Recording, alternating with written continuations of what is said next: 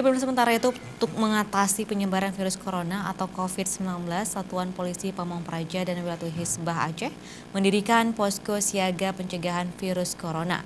Posko tersebut didirikan di area halaman Mako Satpol PP dan WH Aceh.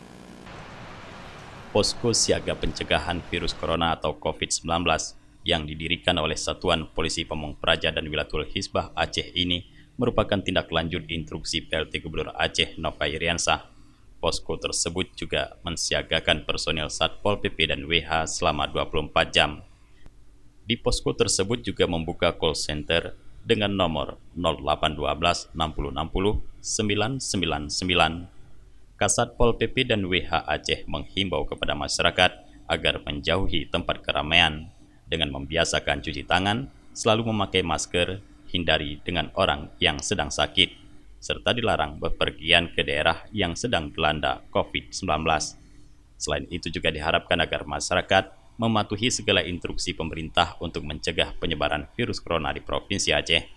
Menurut Jalaluddin, keberadaan posko ini bukan bergerak di bidang medis, melainkan untuk menerima informasi dari masyarakat untuk hal-hal yang perlu ditertibkan seperti siswa yang berkumpul di tempat umum di saat pencegahan COVID-19, serta masyarakat umum yang berkumpul yang perlu ditertibkan.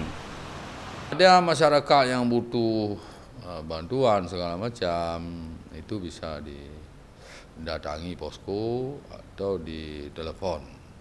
Ini 24 jam, Pak? 24 jam. Kita sudah 24 jam di sini dan kita buat di tempat yang mudah dijangkau oleh masyarakat, yang mudah terlihat. Kalau di sini kita buat posko itu di depan, di gerbang. Di gerbang. Kemudian ada nomornya itu 08 12 60 60 9999 4 kali 9. Itu 24 jam bisa dihubungi. Posko siaga pencegahan virus corona tersebut akan diaktifkan selama 24 jam dan menempatkan personil Satpol PP dan WH untuk menerima informasi dari masyarakat.